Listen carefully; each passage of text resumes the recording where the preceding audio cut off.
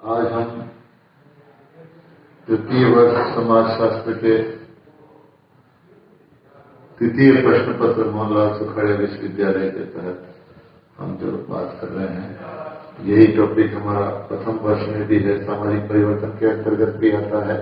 और यही टॉपिक हमारा जो है ये भारत में समाज के अंतर्गत भी आता है।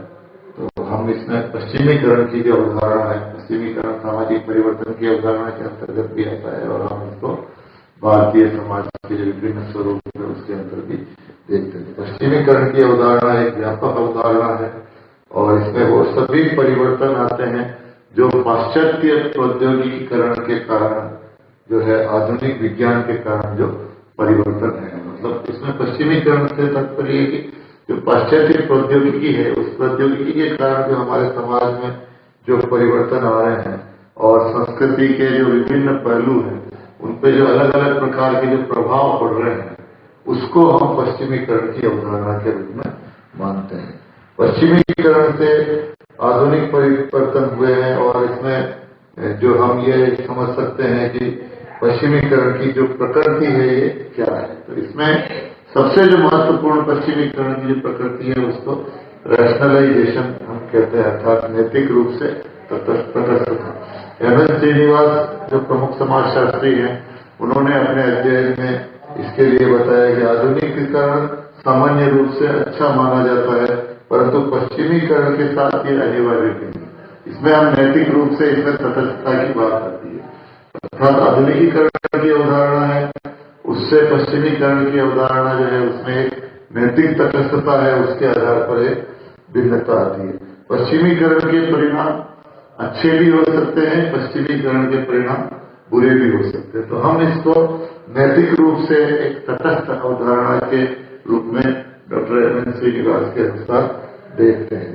पश्चिमीकरण जो है अच्छे बुरे का जो हम निर्णय इस पर नहीं दे सकते। पश्चिमीकरण की जो कुछ सीमाएं हैं उसकी हम ये बात करें तो पश्चिमीकरण के सभी तत्व जो है पाश्चात्य संस्कृति के कारण जो उत्पन्न हुए हैं, जिसमें क्रिश्चियनिटी का प्रभाव है, दशमलव पद्धति, ये जो है बारूद है, छापाखाना है, प्रेस है, कागज का आविष्कार है, और ये सब पाश्चात्य संस्कृति के महत्वपूर्ण अंग है। परंतु पश्चिम के कई देशों में जो है इसमें हम इन चीजों को पाते हैं। पश्चिमीकरण जो है वो एक व्यापक, जटिल और एक बहुस्तरीय कारक है उसका। इसमें वो परिवर्तन आते हैं जो पाश्चात्य प्रौद्योगिकी के आधुनिक विज्ञान के साथ जुड़े हुए जो परिवर्तन है। पश्चिमीकरण का प्रभाव अनेक स्तरों पर हुआ है। पहले हम जमीन पर बैठ के भोजन करते थे, धातु के बर्तनों में भोजन करते थे, परंतु पश्चिमीकरण के पश्चात हम जूते पहन के भोजन करते हैं, मेज कुर्सी पर बैठ के फिर भोजन करते हैं, छुरी कांटे का प्रयोग करते हैं। इसके अंतर्गत भोजन के साथ कोई धार्मिक क्रियाएं जो है वो समाप्त हो गई है, हम उसका लौकिकीकरण हो गया, ये बात कही जाती है। तो पश्चिमीकरण का बहुत अलग अलग प्रभाव इसका पड़ा है। पश्चिमीकरण एक चेतन प्रक्रिया भी है और अचेतन प्रक्रिया भी है। चेतन प्रक्रिया से का मतलब ये कि इसमें जानबूझकर इसको नहीं अपनाया गया है। कुछ क्षेत्रों में अंग्रेजों का अनुकरण किया गया, वहीं कई अन्य क्षेत्रों में इसका जो है अनुकरण अचेतन रूप में हुआ है।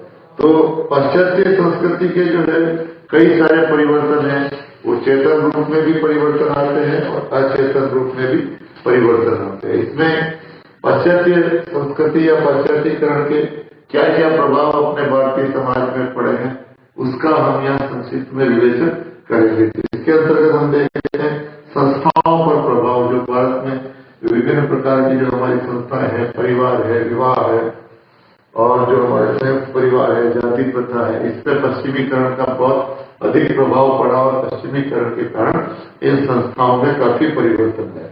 मूल्यों में परिवर्तन आया पश्चिमीकरण के कारण।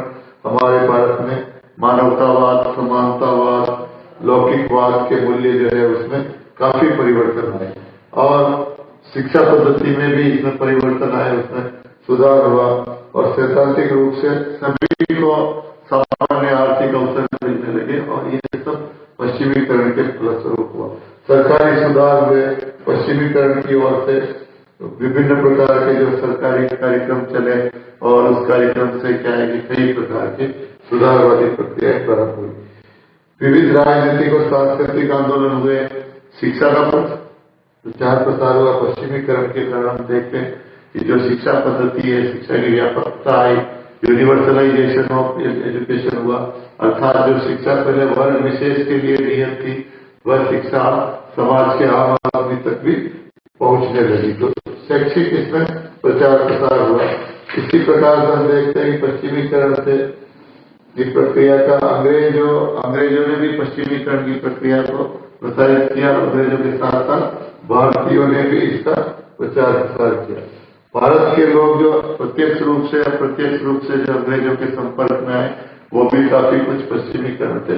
तो पश्चिमीकरण वह प्रक्रिया है जिसके द्वारा हम पश्चिम अर्थात जो हमारे औपनिवेशिक काल के दौरान हम पश्चिम के देश जो थे, जिसमें खासतौर से ब्रिटेन है, उसके द्वारा तकनीकी रूप से जो अपनी औद्योगिक रूप से प्रौद्योगिक रूप से जो भी प्रक्रियाएं आई और उन प्रक्रियाओं के फलस्वरूप हमारे जीवन के अंतर्गत जो परिवर्तन आए, उसमें काफी कुछ जो है उसका योगदान रहा।